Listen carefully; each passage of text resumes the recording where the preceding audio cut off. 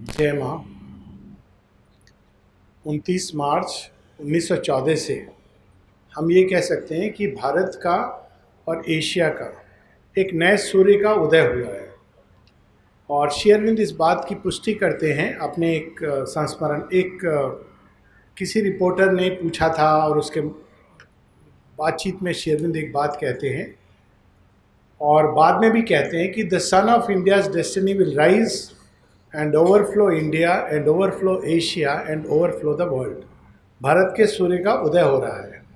29 मार्च 1914 श्री माँ का यूरोप से भारत में आना ये इस बात का संकेत था कि अब शक्ति, इसके ठीक पहले जो भगवान एक एक भूखंड को चुनते हैं विकास के लिए, एक पर्टिकुलर प्रकार का विकास होना है, तो इसके पहले यूरोप में हो रहा था विकास की प्रक्रिया।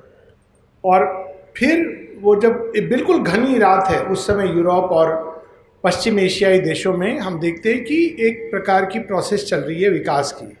किंतु जैसे जैसे सतयुग का प्रथम चरण श्री रामकृष्ण परमहंस के धरती पर पांव रखते ही प्रारंभ होता है, तो ये श्री अरविंद के अपने वाक्य हैं।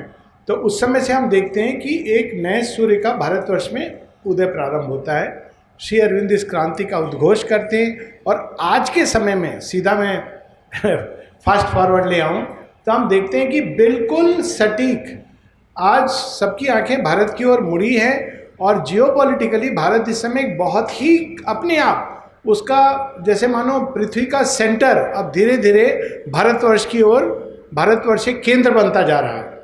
ना केवल मिलिट्री और इकोनॉमिक शक्ति का, वो तो उतनी इम्पॉर्टेंट नहीं है, उनकी अपनी जगह है, किंतु सबसे अधिक एक आध्यात्मिक शक्ति का जिससे वो सारी दुनिया को प्रकाश दिखा सके। लेकिन हमको पहले अपने ही पास्ट में जाके समझना है कि वो कौन सा सूरज था हमारे अंदर जो खो गया था, जिसके आधार पर हमने इतनी सुंदर भव्य सभ्यता खड़ी की थी। और ये पुस्तक फाउंडेशंस ऑफ इंडियन कल्चर उसी का परिणाम है कि पहले हम उसको स्मरण करें, फिर हम उसको मॉडिफाई करेंगे आज की आधुनिक आवश्यकताओं के अनुसार। और ये इसलिए आवश्यक है क्योंकि एक समय था जब सनातन धर्म ही एकमात्र धर्म था, जीवन की शैली थी। फिर जब धीरे धीरे रात आती है तो दो धर्मों का उदय होता है और वो बिल्कुल भिन्न है। वो एक किताब एक व्यक्ति पर आधारित है। अंधकार की रात में जैसे चांद और तारों का उदय होता है, वैसे ही हम देखते हैं कि इस्लाम और क्रिश्चियनिटी भारतवर्ष में संसार में आते हैं और एक तरफ जुडाइज़म भी आता है, सेमिटिक रिलीजन जिनको कहा जाता है। अब सीधा हम पॉलिटिक्स पर यदि आए तो इन धर्मों के अनुसार हमको जीवन कैसे चलाना चाहिए जो भगवान ने विधान दिया है, सुनने में बहुत सुंदर लगता है, लेकिन भगवान का विधान एक व्यक्ति और एक किताब के आधार पर चलेगा। तो वो कानून क्या होगा जो एक व्यक्ति ने कहा, जो उस धर्म का ओरिजिनेटर है, और एक किताब में जो लिखा, वो कुरान हो सकती है, तोरा हो सकती है या गॉस्पेल हो सकती है, और उसके अनुसार जीवन चलेगा। ये चलता रहा एक समय तक। आप देखेंगे एक समय पॉलिटिकल सिस्टम इसी से इंस्पायर्ड थे, लेकिन धीरे धीरे उसकी जो कमियां हैं वो आने लगी, दिखने लगी। एक किताब लिखी जाती है, उसमें बहुत सारी चीज़ें शाश्वत सत्य होती है, इटर्नल, और बहुत कुछ होता है जो टेम्पररी होता है। तो टेम्पररी चीज़ों को जब मनुष्य मुख्य बना देता है और जो शाश्वत सत्य हैं उनको पीछे धकेल देता है, तो उसी को हमारे शास्त्रों में कहा गया है धर्म से ग्लानि। तो उस समय एक प्रकार की ग्लानि होती है और सारा जो कुछ उसके आधार पर चलता था उसको युग पुरुष तोड़ देते हैं। तो उसके बाद ये जो तोड़ने की प्रक्रिया शुरू हुई, तो हम देखते हैं कि मॉडर्न पॉलिटिकल सिस्टम आए। मैं सीधा पॉलिटिकल सिस्टम की बात कर रहा हूँ क्योंकि जहाँ तक कल्चर, संगीत, कला इत्यादि का क्षेत्र है, इसमें कोई दो राय नहीं है कि भारतवर्ष इज अल्टीमेट। लेकिन पॉलिटिक्स के जब बात होती है तो हम कहते हैं नहीं, मॉडर्न सिस्टम। मॉडर्न सिस्टम से क्या मतलब है? European system. सो वहाँ से कौन सी धाराएं निकली राजनीति की? एक निकली कम्युनिज्म, मार्क्सिस्ट, सोशलिज्म, कम्युनिज्म और सोशलिज्म इत्यादि। उस धारा में अगेन सुनने में बहुत सुंदर लगता है कि सब लोग एक समान हैं, सब समान होने चाहिए, लेकिन ये समानता स्वतंत्रता के को हटा करके होती है। सब समान हैं, सब एक जैसे होने चाहिए, एक जैसी विचारधारा होनी चाहिए, सबकी सोच एक जैसी होनी चाहिए। हम बराबर बांट के खाएंगे, लेकिन जो हमारी विचारधारा में विश्वास करता है सबको मेरी ही विचारधारा के अनुरूप चलना चाहिए। तो इसलिए ये विचारधारा भी बहुत दिनों तक नहीं चल सकती है, क्योंकि संसार विविधता के एकता में अनेकता और एकता में विविधता, विविधता में एकता, यूनिटी इन डाइवर्सिटी, इसके आधार पर बना है। तो ये सृष्टि के ओरिजिनल प्लान के अनुसार नहीं है। तो हालांकि ये विचारधारा कुछ समय चली, बहुत ज़्यादा तो नहीं चली, लेकिन धीरे धीरे ये भी अब देख रहे हैं हम लोग कि पीछे की ओर जा रही है। अगर कम्युनिज्म का कोई ट्रेस बचा भी है तो वो केवल नाम के लिए बचा है। परंतु एक विचारधारा आई जो बड़ी अपील करती है मानव रीजन को, और वह है डेमोक्रेसी। डेमोक्रेसी मतलब मनुष्य ही भगवान है, और जो मनुष्य का प्रबुद्ध मन ये मिलकर के चुनेगा विल ऑफ द कलेक्टिव, उसको हमको भगवान की विल मान के चलना चाहिए। जो नर चुनेगा वो नारायण का भी चुनाव है। अब देखिए, बड़ी अजीब सी विचारधारा हम लोगों को लगेगी, लेकिन इसके पीछे एक आंशिक सत्य है, क्योंकि नारायण नर के रूप में प्रकट होते हैं। तो जैसे जैसे नर का विकास होगा वैसे वैसे भगवान के सामूहिक संकल्प का भी विकास होगा। लेकिन इसमें एक बहुत बड़ी कमी रह गई। कमी क्या रह गई? अगर हम देखते हैं कि डेमोक्रेसी के 4 स्तंभ, हम सब ने इसके बारे में सुना होगा, 4 पिलर्स ऑफ डेमोक्रेसी। तो उसमें क्या आता है? एक लेजिस्लेटर, न्यायपालिका, फिर एक आता है कॉन्स्टिट्यूशन, वो जो आपने बनाया है, आपने मिल करके कॉन्स्टिट्यूशन की रचना की है। फिर एक आता है जो मीडिया है, वो एक मीडिया का स्वतंत्र होना, फ्रीडम ऑफ स्पीच इत्यादि आ जाती हैं। और इसमें एक चौथा स्तंभ भी आता है। ये चारों मिलकर के बनते हैं कि ये मेंटेन करेंगे डेमोक्रेसी को। इसमें मिसिंग एलिमेंट क्या है? जो सबसे इंपॉर्टेंट है वो है एजुकेशन। मनुष्य का अगर विकास नहीं होगा तो डेमोक्रेसी भी स्टैटिक हो जाएगी। और इसी बात का एक्सप्लॉयटेशन डेमोक्रेसी में शुरू हो गया। आप देखेंगे भारतवर्ष में पार्टिकुलरली एजुकेशन पे बहुत कम ध्यान दिया गया। सब जगह एजुकेशन एज ह्यूमन डेवलपमेंट, इस पर ध्यान नहीं दिया गया। Education as means for livelihood, हम काम करें, धन कमाएं, इस पर ध्यान दिया गया। और उसके आगे और एक कल्चर आ गया, पैसे दे करके अनएजुकेटेड रखो मासेस को, पढ़ाओ नहीं, क्योंकि अगर वो पढ़ेंगे, एजुकेटेड हो जाएंगे, सोच समझ के वोट करेंगे। तो ये डेमोक्रेसी की ये इनबिल्ट फॉल्ट लाइन है, क्योंकि अगर मनुष्य विकसित नहीं होगा तो डेमोक्रेसी कोलैप्स करेगी। और वही चीज़ हम आज देख रहे हैं। डेमोक्रेसी का समय लगभग समाप्त हो गया, लगभग नहीं समाप्त हो गया है।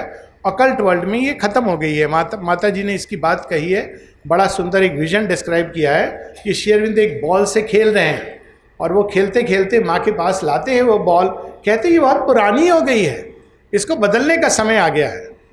तो माता जी देखती हैं बॉल को और हंसती हैं, कहती हैं इट इज़ डेमोक्रेसी, इसको बदलने का समय आ गया है।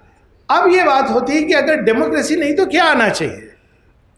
इससे अगर हम अपने पुराने भारतवर्ष में जाएं, वैसे नहीं जैसे ब्रिटिशर्स ने डिफाइन किया, क्योंकि वो तो हमारी सभ्यता को नहीं जानते, किंतु जैसे हम लोगों ने जीवन जिया है, जो हमारे रामायण महाभारत जिससे अनुप्राणित है, तब हम देखते हैं कि भारतवर्ष ने ये दोनों गलतियों को कितने सुंदर ढंग से करेक्ट किया था। डेमोक्रेसी की समस्या है मनुष्य सर्वप्रधान है और मनुष्य सीमित है, और रिलीजियस डॉगमा, उसकी समस्या ये है कि वो एक रिलीजन को सब कुछ बना देती है। तो ये दूसरी सीमा है। तो भारतवर्ष ने एक शब्द उपयोग में लाए थे जिसको हम भूल चुके हैं, क्योंकि इसका मतलब हम लोगों को कुछ और ही बता दिया गया, और वो था भारतवर्ष में केंद्र में होता था धर्म। ना एक रिलीजियस हेड, चाहे वो फाउंडर ऑफ रिलीजन क्यों ना हो, ना मनुष्य, ना राजा, ना प्रजा, केंद्र में क्या है? धर्म।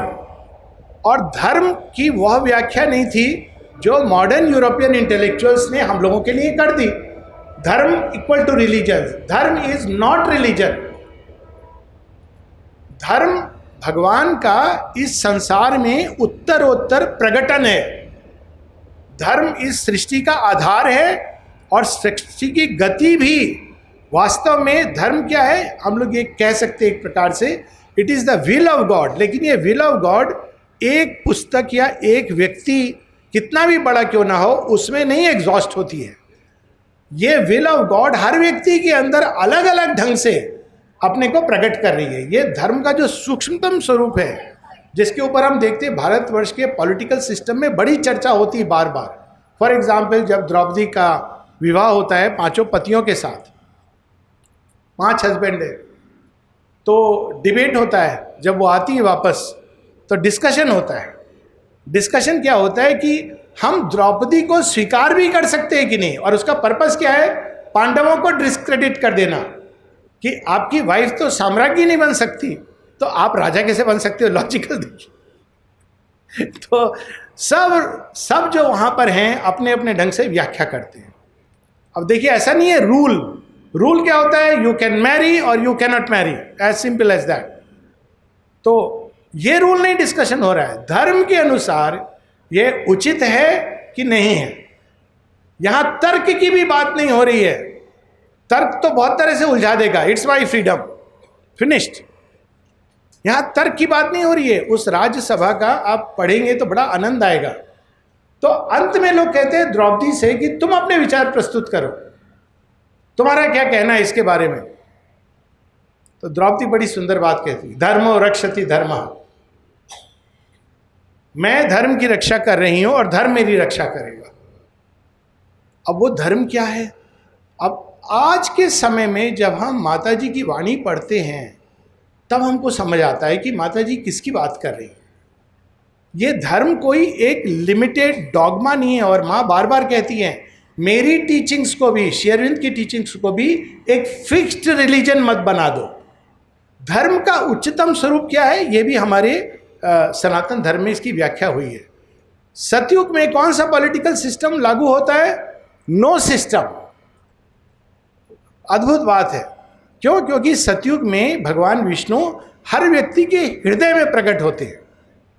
हर व्यक्ति धर्म से पोषित है, स्पॉन्टेनियसली, इंट्यूटिवली।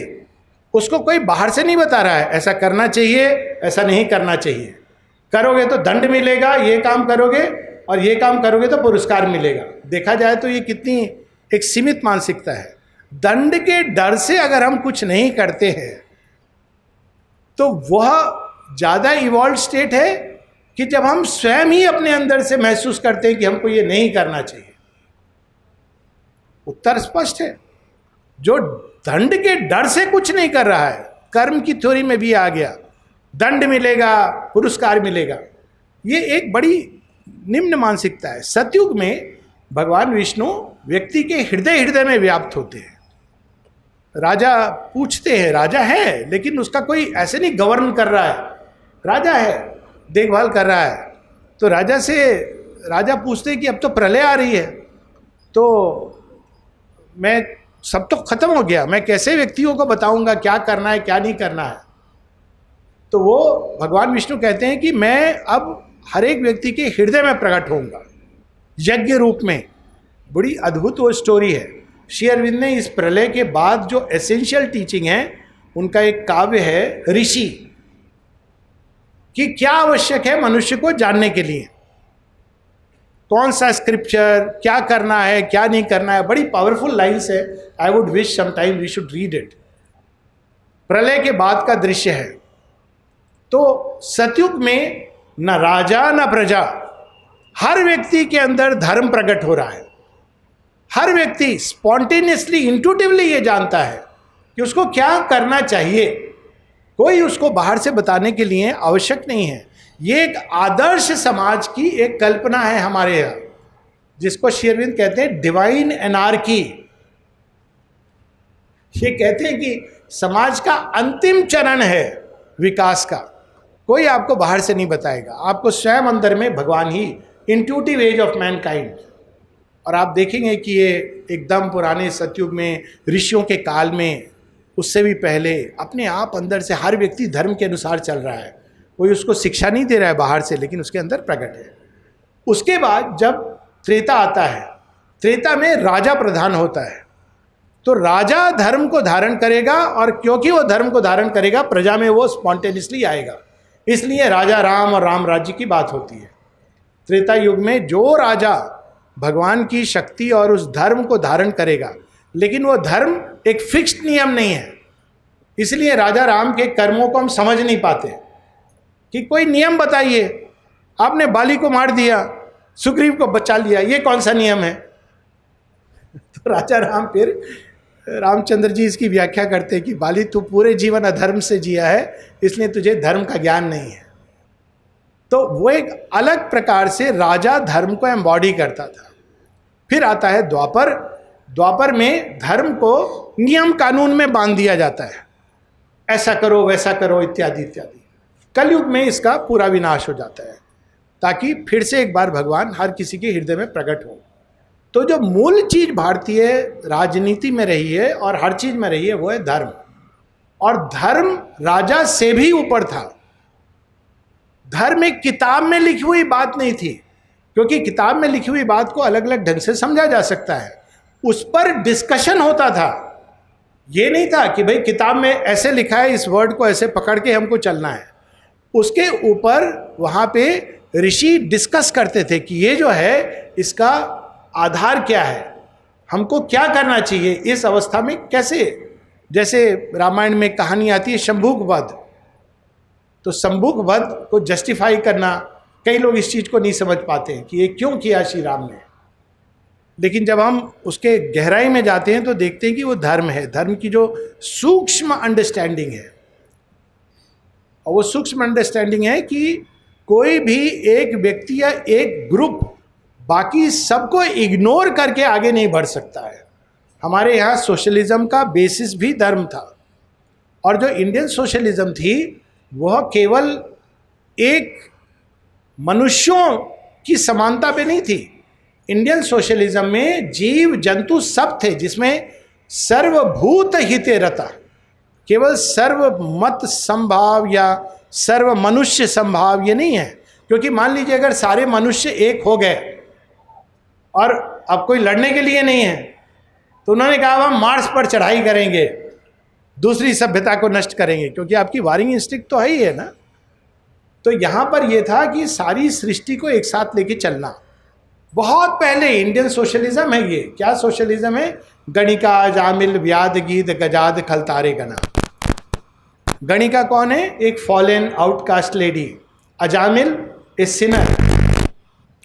कोई हमारे यहाँ जो इंडियन पॉलिटिकल सिस्टम था उसमें पनिशमेंट ऐसे नहीं होता था कि इसने ये दुष्कर्म किया है, इसको ये पनिश कर दो। जब क्षमा मांगी जाती थी तो क्षमा दी जाती थी। जब कोई परिवर्तन करना चाहता था, परिवर्तन का अवसर दिया जाता था। है ना हमारी सारी कहानियाँ। रामायण किसने लिखी है?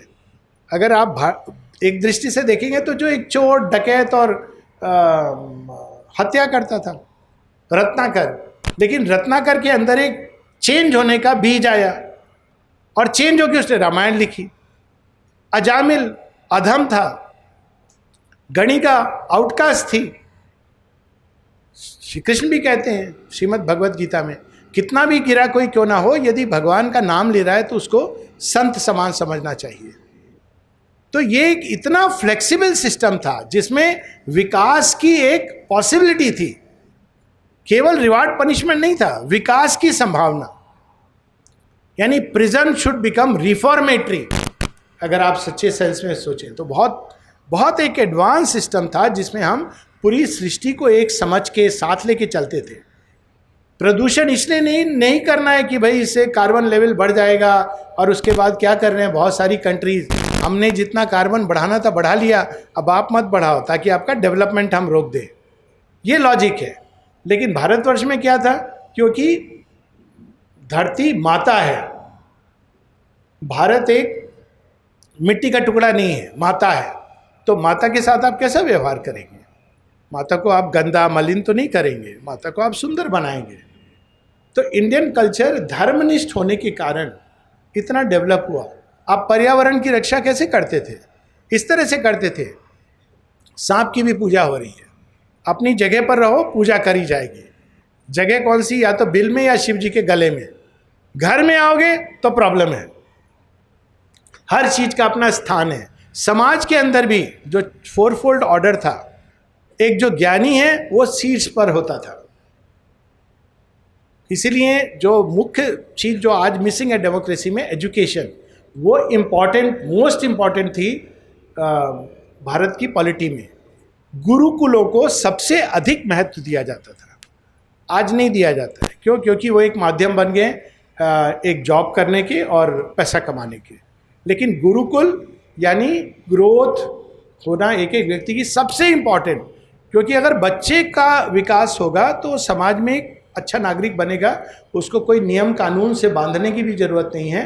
एक डेवलप्ड बच्चा है जिसका अंतर्विवेक जाग गया है, वो स्वतः ही वो सब करेगा जो उसको करना चाहिए। सुंदर समाज जो आज मिसिंग है। तो Gurukul was so important. Seats पर ज्ञान था, उसके नीचे राजा आता था।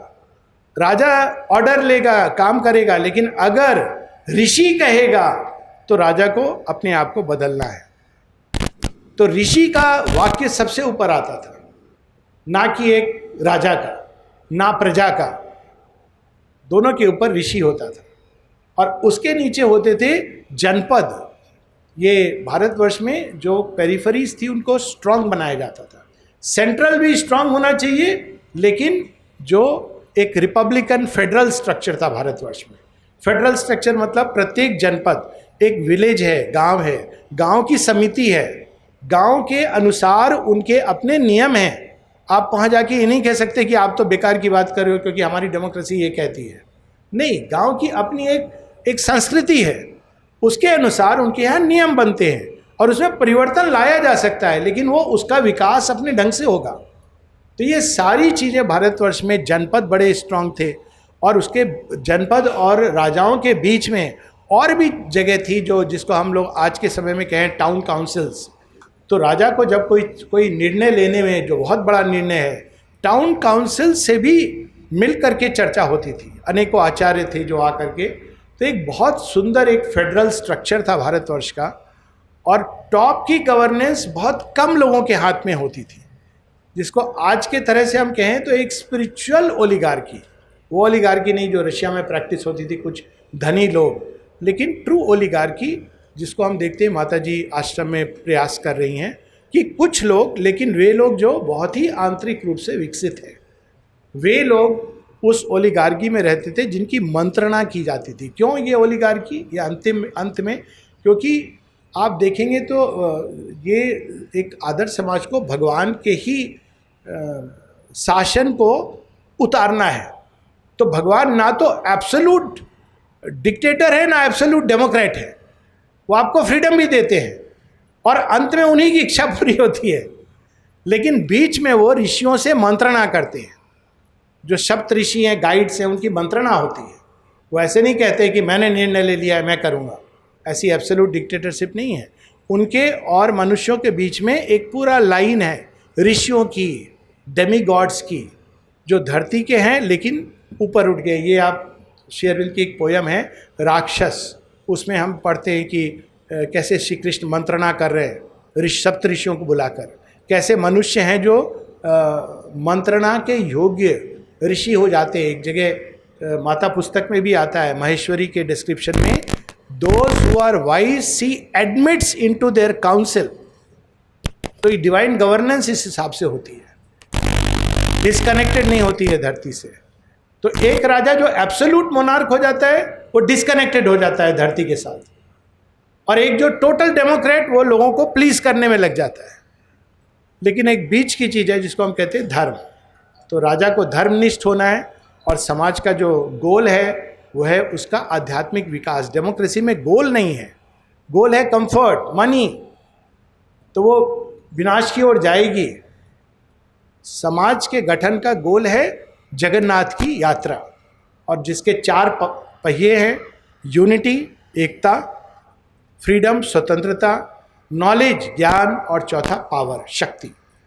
ये 4 पहियों पे जगन्नाथ की रथ यात्रा निकल रही है, और ये संसार जगन्नाथ का रथ है, और जिसको भगवान उस वहाँ ले जा रहे हैं जो गंतव्य उन्होंने चुना है। और एडमिनिस्ट्रेशन सिस्टम सबका कर्तव्य यही है कि वो इस यात्रा में सहयोग दे, राजा भी खींचे, प्रजा भी खींचे। और यदि वो इसके विरुद्ध चलते हैं तो काल की गति, युग धर्म उसको विनाश कर देता है। पहले भी बहुत सारे सिस्टम आए चले गए, और भी जो मॉडर्न सिस्टम है चले जाएंगे, लेकिन सनातन धर्म की सभ्यता विलेज समिति आज तक है। अंत में ये प्रमाण 10,000 वर्ष पूर्व की सिस्टम आज भी भारतवर्ष में विलेज की समिति हैं। जो लोग गांव में रहे हैं जानते हैं इस बात को। उनका एक ही बस फॉल्ट था, इंडिविजुअल को इम्पोर्टेंस नहीं दी जाती थी, समाज को दी जाती थी।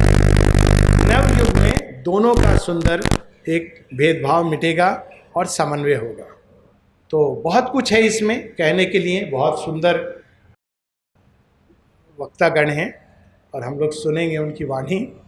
किंतु मूल रूप से बस एक चीज़, एक शब्द स्मरण रखना है, धर्म भारतीय संस्कृति का मूल है। राजनीति में भी धर्म, राजधर्म, प्रजा का धर्म, व्यक्ति का धर्म, ब्राह्मण का धर्म, क्षत्रिय का धर्म, जन्म से नहीं, कर्म और आंतरिक चेतना के डेवलपमेंट से, राष्ट्र का धर्म, और इस धर्म में सब कुछ आता था।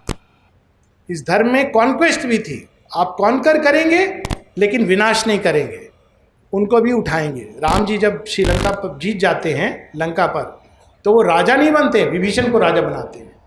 किष्किंधा जीत जाते हैं, राजा नहीं बनते हैं, सुग्रीव को राजा बनाते हैं। और अश्वमेध यज्ञ के द्वारा ये मान्यता थी कि राष्ट्र में हम एक दूसरे को स्ट्रेंथन करेंगे। 2 मिनट और ले रहा हूँ। सनातन धर्म सभ्यता का जो अश्वमेध यज्ञ पहला यज्ञ होता है, जिनके नाम से भारत का नाम पड़ा है। एक राजा भरत है जिन्होंने 10 राजाओं को हरा दिया है। तो अब जो हार गए हैं राजा और जो जीत गया है राजा, उनके बीच संबंध कैसा होगा? तो गुरु वशिष्ठ आके कहते हैं, एक यज्ञ करते हैं जिसमें सबको आमंत्रित करो। सब राजा मिलके, 10 राजा और राजा भरत एक यज्ञ करते हैं। उस यज्ञ का नाम है अश्वमेध यज्ञ। सब मिलके ये निर्णय करते हैं कि हम लोग एक दूसरे को मारेंगे और विनाश नहीं करेंगे, मिल करके एक दूसरे के साथ शेयर करेंगे और साथ में ग्रो करेंगे। यज्ञ का अर्थ ही यही है, सब अपना अपना अच्छा डालते हैं और उससे वो सारे समाज के साथ बराबर बराबर बांट के शेयर करते हैं।